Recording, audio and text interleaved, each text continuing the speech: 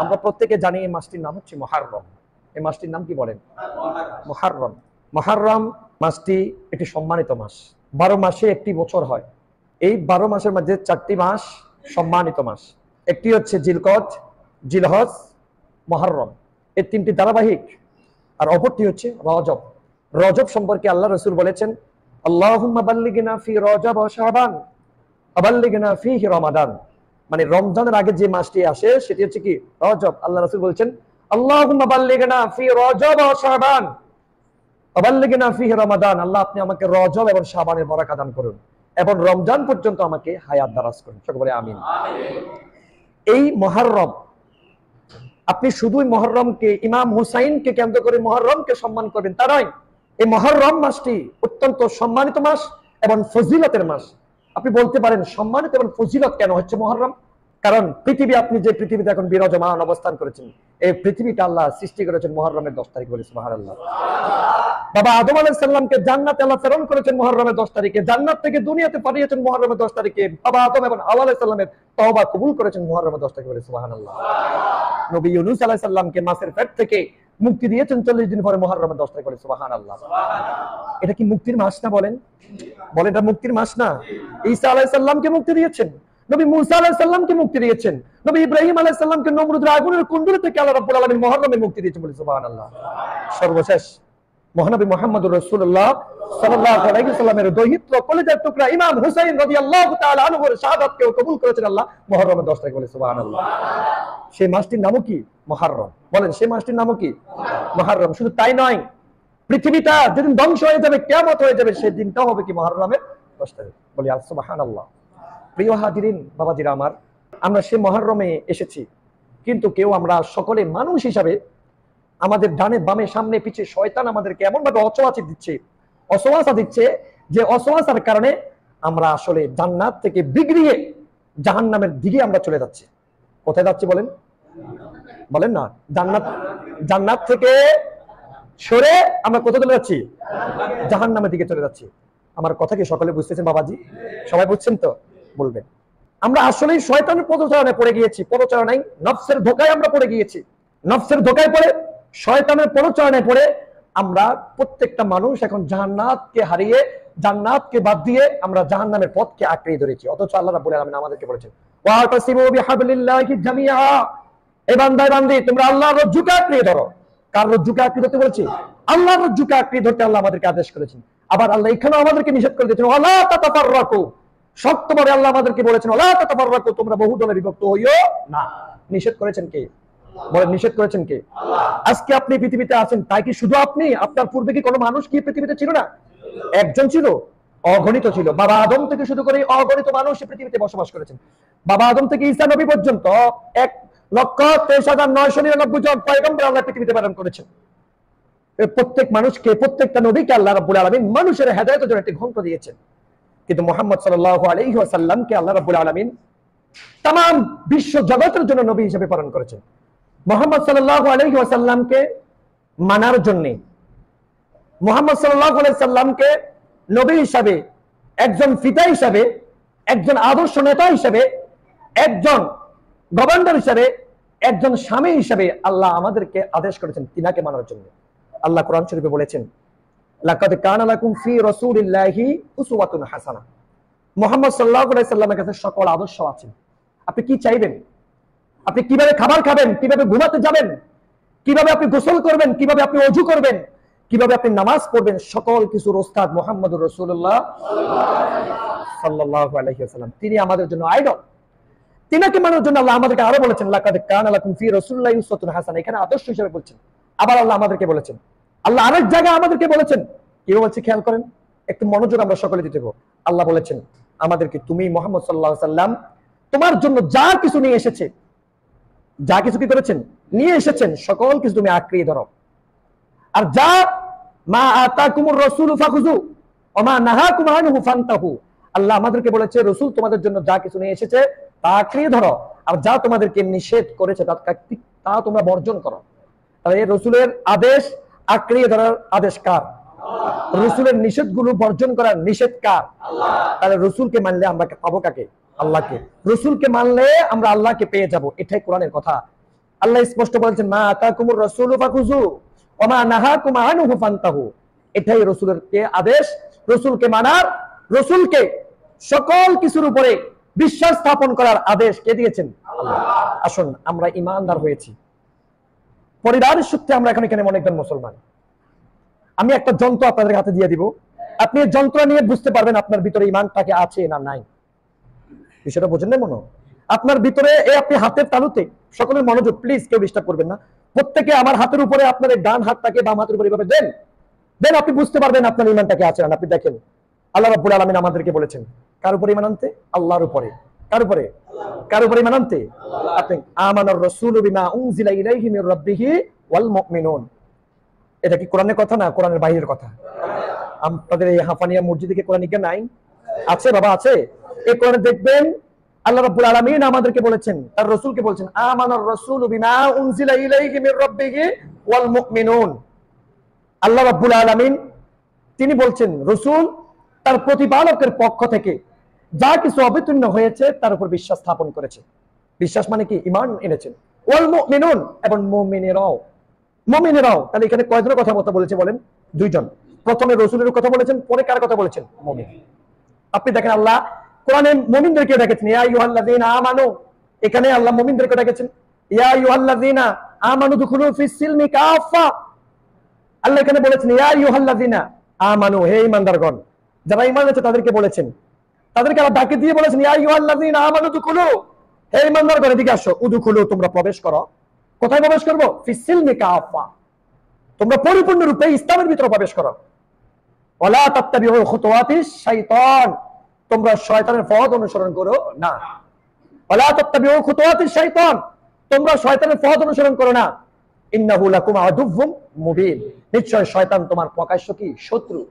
নিশ্চয় শয়তান তোমার প্রকাশ্য শত্রু। প্রিয় হাজিরিন, আমি আপনাদেরকে বলেছি ইয়া আমানার রাসূলু বিমা উনজিলা ইলাইহি মির রাব্বিহি ওয়াল মুমিনুন।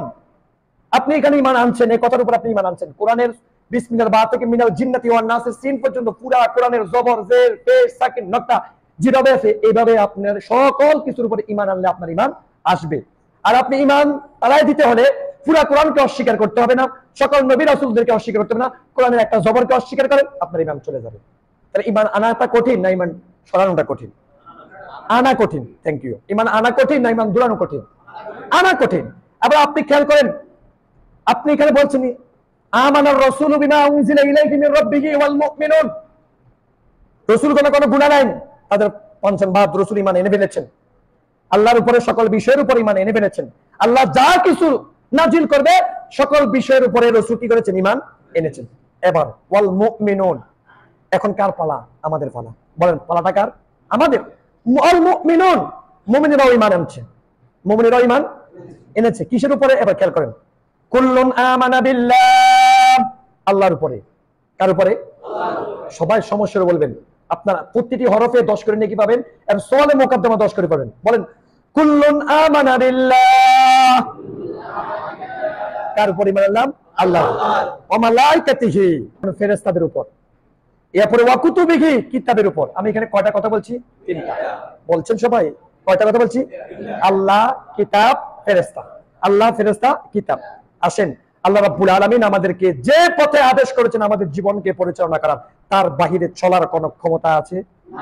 আছে বাবা? কারো আছে? তাহলে আপনি যদি একটু পথটা একটু বিগড়িয়ে দেন, এমনি থেকে এমনি চলেন নাকি পারবেন? বলেন পারবেন? আজকে এখানে আমি এখন দাঁড়িয়েছি, কিছুক্ষণ পর যদি আল্লাহ আমাকে হায়াত দেয়, তৌফিক দেয়, আমি নামাজ পড়াতে দাঁড়াবো। 2 রাকাত ফরজ পড়াবো, জুমার 2 রাকাত কি পড়াবো? কয় রাকাত? 2 রাকাত ফরজ পড়াবো আমি এখানে দাঁড়িয়ে। এই 2 রাকাত ফরজের ক্ষেত্রে যদি আমি 1 রাকাত পড়ে যদি বসে যাই, আপনারা কেউ কি আমাকে ইমাম হিসেবে মানবেন না বাইর করে দিবেন? আমি হুকুম অমান্য করলাম কয়টা? বলেন কয়টা? এখন আপনার মস্তিষ্কে আমার প্রশ্ন আমি রেখে দিলাম। আপনি বলেন সন্ধ্যা থেকে ফজর পর্যন্ত, ফজর থেকে সন্ধ্যা পর্যন্ত 2টি টাইম আপনি আল্লাহর কতগুলো হুকুম অমান্য করছেন, আপনি বলেন আপনার ঈমানটাকে আছে না নাই? বলতে বলি না, একটু চিন্তা করতে বলছি। বলেন এখন আপনি একটু চিন্তা করেন। আপনি তো এই বলে বিশ্বাস স্থাপন করেছেন কুল্লুন আমানা বিল্লাহ, আল্লাহর উপরে মানে আল্লাহ আপনার হাতে তওবা করেছি, বায়াত গ্রহণ করেছি, আল্লাহ আমরা বিগড়িয়ে যাব না। বলে আমরা বিগড়িয়ে যাব? আমরা কথা বলছি না বাবাজি? বলছি, কিন্তু এখন আমরা চিন্তা করতে হবে। আল্লাহ তো বলেছেন কিরামান কাতিবিনা ইয়ালামুনা মা তাফআলুন। সম্মানিত দুইজন ফেরেশতা আমাদের কাঁধে, লেখনী দুইজন ফেরেশতা আছে না নাই? আছে না নাই? তাহলে আমাদের দুই কাঁধে ফেরেশতা আছে, আমাদেরকে ফেরেশতারা রেকর্ড করছেন। এই যে মোবাইলটা রেকর্ড করছে, এই রেকর্ডটা হারিয়ে যেতে পারে, নষ্ট হয়ে যেতে পারে, কিন্তু ফেরেশতারা যে রেকর্ড করছে এটা কি কখনো নষ্ট হবে? আপনি যখনই অন্যায় করেন আপনার তখনই মস্তিষ্ক থাকে কোথায়? তখন এই চিন্তা থাকে কোথায়? আপনি যখন চায়ের দোকানে বসে আপনার সময়টাকে নষ্ট করেছেন, আল্লাহ তো বলেছেন, একজন ব্যক্তি বলেছেন তিনটা জিনিস কখনো কারোর জন্য অপেক্ষা করে, দুইটা জিনিস কারোর জন্য কখনো অপেক্ষা করে না, সময় আর নদীর স্রোত কারোর জন্য অপেক্ষা করে। তারা আপন করেছে, চলছে, তারা আপন আজান দিচ্ছে, আপনি ঘুমাচ্ছেন কেমনে? অথচ আল্লাহ বলছেন ইন্নাস সালাতা তানহা আনিল ফাহশাই ওয়াল মুনকার, নিশ্চয় নামাজ মানুষকে অশ্লীল কাজ থেকে, খারাপ কাজ থেকে বিরত রাখে। এখন আপনি নামাজ পড়তে এসেছেন, আজকে জুমায় আপনি অনেকগুলি মুসল্লি এখানেও আছে, ওইখানেও আছে, আপনি নামাজ পড়তে এসেছেন, আসর আপনি কোথায় থাকবেন? আসর আপনি কই কি আপনার উপরে কি শুধু জুমার 2 রাকাত নামাজই ফরজ? আসর আপনার উপর ফরজ না? মাগরিব আপনার উপর ফরজ না? ইশা আপনার উপর ফরজ না? ফজর আপনার উপর ফরজ না? জোহর আপনার উপর ফরজ। আপনি কোথায়? আপনি যেখানে থাকেন, যেই জায়গায় থাকেন, আপনি বাজারে থাকেন, আযানটা দিয়েছে আপনার উপরে ফরজ। ব্যবসা বাণিজ্য সকল কিছু হারাম বন্ধ করে আল্লাহর সান্নিধ্যে দৌড়িয়ে যাওয়া আপনার উপরে কি ফরজ। আপনি ব্যবসা করছেন, আপনি বসে বসে টাকা গুনছেন, এই মুহূর্তে আযান হয়ে গেল, সময়টা চলে যাচ্ছে, মরে গেলেন, মরে গেলেন।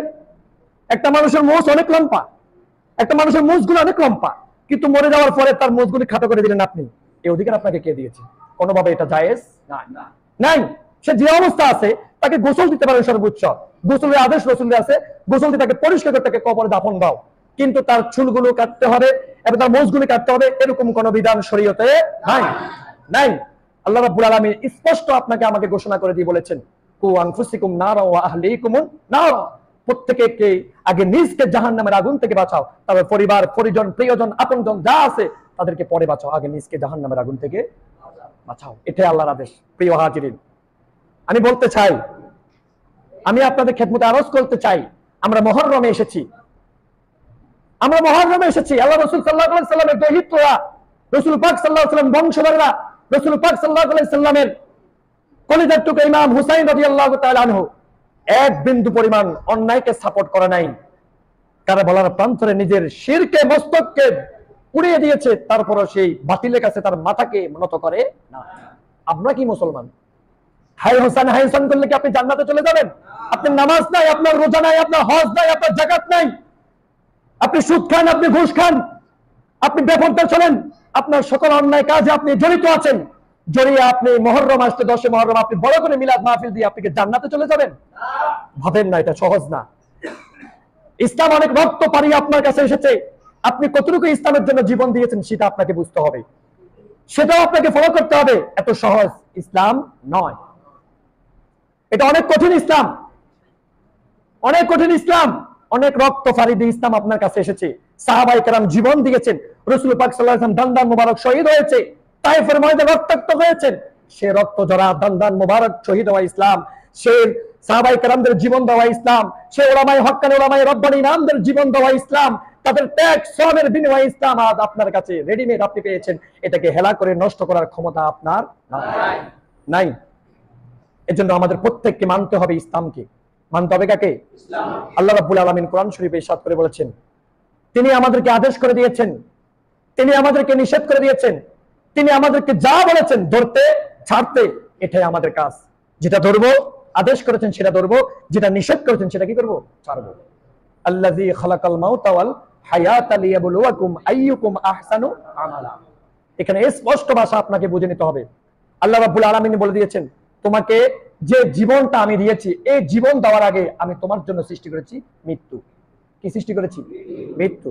তাহলে আমি 3টি কথা বলেছিলাম, কুল্লুন আমানা বিল্লাহ, আল্লাহর উপর ঈমান, তারপরে বলেছে কি?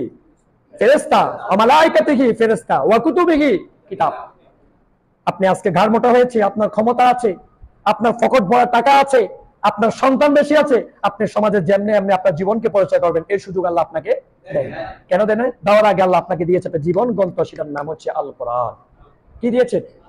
আল কোরআন আপনাকে আল্লাহ রাব্বুল আলামিন দিয়েছেন। এই আল কোরআন মাথার চুল থেকে পায়ের তালু পর্যন্ত পুরোটা জীবনে আল কোরআনকে প্রতিষ্ঠা করতে হবে, এটাই আল্লাহর বিধান। বলি সুবহানাল্লাহ। এটাই আল্লাহর বিধান। পুরো মাথার তালু থেকে পায়ের তালু পর্যন্ত পুরো বডিতে আপনি কিভাবে জামা পরিধান করবেন, কিভাবে আপনি খাবেন, হালাল খাবেন না হারাম খাবেন, হালাল পশুগ্রস্ত খাবেন না হারাম পশুগ্রস্ত খাবেন, সেটার দিকে তাকাওয়া আগে আপনাকে কোরআনকে দেখো, কোরআনে কোথায় লেখা আছে কিভাবে আমি চলতে হবে, কিভাবে আমি বিয়ে করতে হবে, কিভাবে আমার জীবনকে পরিচালনা করতে হবে, কোন পথে আমার সন্তানকে পরিচালনা করতে হবে, কোন পথে আমার জীবনকে পরিচালনা করতে হবে, সকল কিছু কোরআনে আছে না নাই? শুধু বউ তালাক হয়ে গেলে আপনারা কোরআনের কাছে, হুজুরের কাছে যান, এর আগে কি যাবেন না? আপনি কি কখনো এসেছেন হুজুর আমার নামাজটা কিভাবে করতে হবে একটু দেখাই দেন আমারে? আর বউর তালাকের মাসলা হচ্ছে নামাজের মাসলা আরো বড় কঠিন, আরো বড় কঠিন। আপনি বোঝেন না কেন? একাধার নামাজ ছেড়ে দিলে আপনি কাফের হয়ে যাবেন। রাসূল সাল্লাল্লাহু আলাইহি ওয়াসাল্লাম বলেছেন, মান তারাকা সালাতান মুতাআম্মিদান ফাকাদ কাফারা, যে ব্যক্তি ইচ্ছাকৃতভাবে নামাজ ছেড়ে দিল সে কাফেরে পরিণত হয়ে গেল। নাউযুবিল্লাহ। আমরা কি কাফের হতে চাই না মুসলিম হতে চাই? বলতে হবে আমরা কি কাফের হতে চাই না মুসলিম হতে চাই? তাহলে আপনি কি কোরআনের বাইরে কি চলতে পারবেন? কোরআনে কি কোথাও আছে সুদ খাও? কোরআনে কি কোথাও আছে হারাম খাও? কোরআনে কি কোথাও আছে নামাজ ছেড়ে দাও? কোরআনে কি কোথাও আছে অন্যের গীবত করো? কোরআনে যেহেতু নাই আমরা অন্যের গীবত করতে পারবো? সবাই বলতে হবে, সমস্যা বলতে হবে। কোরআনে যেহেতু নাই আমরা সুদ খাইতে পারবো? কোরআনে যেহেতু নাই আমরা ঘুষ খাইতে পারবো? কোরআনে যেহেতু নাই আমরা অন্যায় করতে পারবো? সমাজে বিশৃঙ্খলা করতে পারবো? কেন পারবো না? কোরআনে নাই। বলেন কেন করতে পারবো না? এটা বলতে পারেন না। আমরা তো ছাত্র থেকে এইভাবে নেই। বলেন কোরআন আমরা কেন করতে পারবো না? বলেন না কোরআনে নাই, কেন করতে পারবো না? কেউ যদি আমাকে বলে হুজুর একটা মেয়ের নাম্বার আছে, বিয়ে করেন, প্রেম করেন, পারবো? কেন পারবো না? আপনার একটা ভাষা আনতে হবে তো, কি নাই? আমার কোরআনে নাই, আমার ইসলামে নাই, আমি কেমনে করি? যদি কেউ আমাকে সুদ খেতে বলে আমি খাবো? কেন নাই? কেন নাই? কোরআনে নাই, এই জন্য আমি কি করবো না? খাবো না। কেউ যদি আমাকে বলে নামাজ ছেড়ে দাও, আমি ছেড়ে দিব? ছেড়ে দিব? কেন ছাড়বো না? কোরআনে নাই। আমরা ধরবো কি? নামাজ। আমরা ধরবো কি? আমরা ধরবো হালাল। আমরা ধরবো কি? আমরা ধরবো কি? হালাল। আমরা হারামকে আমরা বর্জন করবো, হারাম আমরা ছেড়ে দিব। আমরা ধরবো আল কোরআন। কাকে ধরবো? আপনি নবীকে ধরাই মানে কি? কোরআনকে ধরা। নবীকে মানাই মানে কোরআনকে মানা। নবীকে মানাই সকল কিছুর ঈমান, সকল কিছু। নবী আপনাকে কোথাও বলে নাই মদ খাও, নবী আপনাকে কোথাও বলে গাঁজা খাও, ইয়াবা খাও, সিগারেট খাও। কোথাও নবী তার 63 বছরের জিন্দেগীর মধ্যে কোনদিন রাসূল সাল্লাল্লাহু আলাইহি ওয়াসাল্লাম সিগারেট খেয়েছেন? আপনি কিসের আদর্শ নবীকে মানছেন? কোন আদর্শ আপনি নবীকে মানেন? আপনি যখন সিগারেট খাচ্ছেন আপনার মাথার চুলগুলোকে মেরোডোনার কাটিং দিয়েছেন, মেসির কাটিং দিয়েছেন, আপনি বুঝতেও আপনি মুসলমানিত্বের মধ্যে নাই। এখানে আপনি হুজুরের কাছে মাসালার জন্য যাওয়া দরকার। আপনি নিজেই তো মাসালা ইস্তেমাল করতে পারছেন। আপনার যেহেতু মাথার চুলটা ঠিক নাই, আপনি বুঝে নিতে হবে কি আপনি কোথায় নাই? আল্লাহ রাসূলের আদর্শের ভিতরে আপনি বিষয়টা বোঝেন না বাবা? আপনি কথাটা বুঝেন? একটা পশু এখানে জবাই মানে মরে গেছে, একটা গরু কারো বাড়িতে একটা গরু মরে গেছে, এখানে এটাতে জবাই হয় নাই, আপনি কি পশু গোশতটা খেতে পারবেন? কেন খেতে পারবেন না? আপনি জানছেন এটা কি আল্লাহর নামে জবাই? এখানে কি আপনি ইমাম সাহেব এদিকে আসেন, এদিকে আসেন, মানে গরুটা গোশত খান যাবেন, এটা কথা জিজ্ঞাসা করার সময় আছে? তাহলে ছোট একটা বাচ্চাও বলছে কি এটা খাওয়া যাবে? তাহলে এই মাসালা যদি সবাই জানতে পারে, আপনি জানেন না নামাজ পড়াতে মাকরু, নামাজ না পড়াতে হারাম? আপনি জানেন না নামাজ তরক করাতে কাফেরের কাজ? আপনি জানেন না সুদ খাওয়া হারাম? আপনি জানেন না ঘুষ খাওয়া হারাম, বেপরোয়া চলা হারাম? আপনি জানেন না? এখানে কেন মাসালা ইস্তেমাল করছেন? আপনি চায়ের দোকানে বসে বসে টেলিভিশন দেখছেন, আপনি জানেন না সময় নষ্ট করা হারাম? মসজিদে নামাজ ইমাম একাই, মুসল্লি মসজিদ একাই 2-3 এসে নামাজ পড়ে ফেলছে, আপনি জানেন না? এটা আপনি একটা আল্লাহর একটা ফরজ বিধানকে জবাই করে দিচ্ছে, আপনি বোঝেন না? প্রিয় হাজিরিন, মনে কষ্ট যাচ্ছে? একটু গরম হয়ে বলছে, মনে কষ্ট যাচ্ছে? প্রিয় হাজিরিন, আপনার কল্যাণার্থে আমি কথাগুলো বলে গেলাম, এটা আপনার কল্যাণ। এই জায়গায় আপনাকে একদিন এই পৃথিবীর মায়া ছেড়ে অন্ধকার কবরে চলে যেতে হবে। আমার দাদা মোস্তফা হামিদ চলে গিয়েছে, আজও কি সে পৃথিবী আবার ফিরে আসবে? আর নেসবাত নিজামুদ্দিন হামিদকে কি সে জান্নাতে নিতে পারবে? এটা আরেক সাবজেক্ট, ওই জগতে পড়ে যান। আপনার আমল নাই। আল্লাহ রাসূল সাল্লাল্লাহু আলাইহি সাল্লামের চাচা আবু তালেব ঈমান আনে নাই, তাকে কি রাসূল জান্নাতে নিতে পারবে?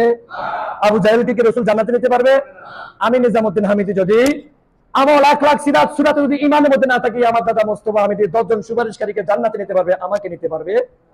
কথা কয় না, বুঝেন না কথাটা? আমাকে নিতে পারবে না, কারণ আমার কি নাই? ঈমান নাই। আমার কি নাই? পৃথিবীর সবচেয়ে বড় আদালত মানুষের নিজের কি? বিবেক। নিজের বিবেকটাকে আপনি প্রশ্ন করেন, নিজের বিবেক দিয়ে আপনি নিজকে প্রশ্ন করেন, জবাব দিয়ে তার কাতারে প্রত্যেকদিন আপনি নিজকে দাঁড় করান। মাগরিবের ওয়াক্তের সময় আপনি জবাব দিয়ে তার কাতারে দাঁড়িয়ে যান। আজকে আমি দৈনিক কয়টা মিথ্যা কথা বলেছি, কয়টা অন্যায় কাজ করেছি, আমি একটু দাঁড়াই হিসাব করি। আপনার পকেটে 1 লক্ষ টাকা আছে, আপনি বাজারে গেলেন, কয় টাকা খরচ করেছেন? বাড়িতে আসে দেখেন 40,000 টাকা আছে, 60,000 টাকা খরচ হয়ে গেছে। আপনি হিসাব মিলাচ্ছেন কত টাকা কিভাবে খরচ করছে, কিভাবে খরচ করছে। এই দুনিয়ার মোহে আপনার সময়টা আপনি নষ্ট করছেন। আপনি আজকে কয়টা মিথ্যা কথা বলেছেন, কয়টা গুনাহের কাজ করেছেন, কয়টা মেয়েকে সেটিং করেছেন, কয়টা কিভাবে কাজ করেছেন, সকল কিছু একটু কি আপনি নিজে একটু হিসাব করতে পারেন না? পারেন না? আমরা কি করব? আমরা কি অন্যায় করব না ভালো কাজ করব? আমরা কি অন্যায় কাজ করবো না ভালো কাজ করবো? প্রিয় হাজিরিন, বাবাজিরা আমার, ভাইরা আমার, যুবক ভাইরা আমার, আপনি জানেন না আপনার মউতটা কখন হয়ে যায়? আল্লাযী খালাকাল মাউতা ওয়াল হায়াতা লিয়াবলুয়াকুম আইয়ুকুম আহসানু আমালা। আপনি জানেন না আপনার মউত কখন হয়ে যাবে। এজন্য আপনার চুলটাকে যখন আপনি কাটিং করছেন, আপনি একটু সজাগ হন। আপনি একজন মুসলমান হয়ে একজন হিন্দুর দোকানে গিয়ে আপনি আপনার চুলটাকে, আপনার মুখের দাড়িটাকে ছেঁচে ফেলে দিচ্ছেন। রাসূল সাল্লাল্লাহু আলাইহি সাল্লাম এবং 1,24,000 পয়গম্বর প্রত্যেকের একটা সুন্নাত আমলি ফরজ একটা দাড়িকে আপনি একটা হিন্দুর দোকানে রেখে চলে আসছেন। আপনি জানেন সে কত অপমানিত করছে আল্লাহ রাসূলের বিধানটাকে? আপনি ভাবছেন একটু? আপনার মুখের দাড়িটা সে ছেঁচে ফেলা দিচ্ছে, সে তার পায়ে দিয়ে দ্রুত মনোযোগ করছে। আপনি বোঝেন না কেন বাবাজি? সময় কম, এই জন্য আমি বলতে পারছি না। খুসরু পারভেজ, 1 মিনিট সময় নষ্ট করছি। পারস্য সম্রাট খুসরু পারভেজের কাছে আল্লাহ রাসূল সাল্লাল্লাহু আলাইহি সাল্লাম চিঠি পাঠালেন একজন রাষ্ট্রের দূত, রাসূলের একজন সাহাবীদেরকে নিয়ে, সাহাবীকে দিয়ে। ওই খুসরু পারভেজের কাছে যখন চিঠি নিল আল্লাহ রাসূল সাল্লাল্লাহু আলাইহি সাল্লামের, ওই চিঠিটা পেয়ে খুসরু পারভেজ চিঠিটাকে এভাবে ছিঁড়ে ফেলেছেন এবং বাহককে পর্যন্ত মারছে এবং চিঠিটাকে পা দিয়ে দলিত দলিত মলিত করেছেন। এভাবে অপমান করেছেন কার চিঠিকে? মুহাম্মাদুর রাসূলুল্লাহ সাল্লাল্লাহু আলাইহি সাল্লামের চিঠিকে এভাবে দলিত মলিত করেছে। আপনি একটু বুঝেন, আল্লাহ রাব্বুল আলামিন তার রাজত্বকে ধ্বংস টুকরা টুকরা টুকরা করেছে। সংক্ষেপে বলছে অনেক বিশাল ঘটনা। তার ছেলে, তার স্ত্রী, ছেলে রাজপ্রাসাদে থাকে, স্ত্রী রাজপ্রাসাদে থাকে, ছেলের মাথার ভিতরে ঢুকেছে আজকে তার মায়ের ইজ্জত সন্তান নিজে লুণ্ঠন করবে। বলে ইন্না লিল্লাহি ওয়া ইন্না ইলাইহি। মা এখানে তার হয়ে গেছে, আজকে আমার কলিজার টুকরা সন্তান আমার ইজ্জত কি করবে? ধ্বংস করবে। মা এভাবে এসে তার প্রাসাদে পাকার সাথে ঝুলিয়ে এসে আত্মহত্যা করে বলছে। মা শেষ, বাবা এসেছেন। মা এর আগে বাবার কাছে খবর পৌঁছে দিয়েছে তোমার ছেলে আজকে আমার কি করবে, সব সর্বনাশ করে ফেলবে। বাবা দৌড়িয়ে ঘরে এসে দেখে মা ঝুলছে। মা কি করছে? মা কি করছে?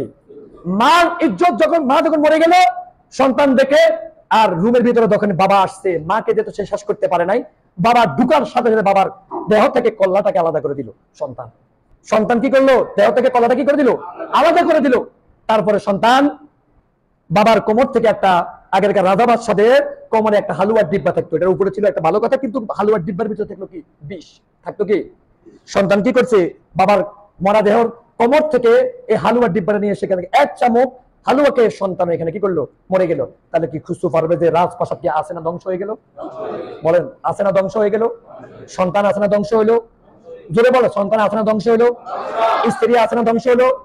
খুসরু পারভেজ আছে না ধ্বংস হইলো? তাহলে অন্যায় করেছে মুহাম্মাদুর রাসূলুল্লাহ সাল্লাল্লাহু আলাইহি সাল্লামের চিঠির বাহকের সাথে, চিঠির সাথে সে যেভাবে দলিত মলিত করেছে, আল্লাহ তার রাজপ্রাসাদকে, তার ক্ষমতাকে এইভাবে ধ্বংস করে দিয়েছেন না দেন নাই? সে আল্লাহ আছে না নাই?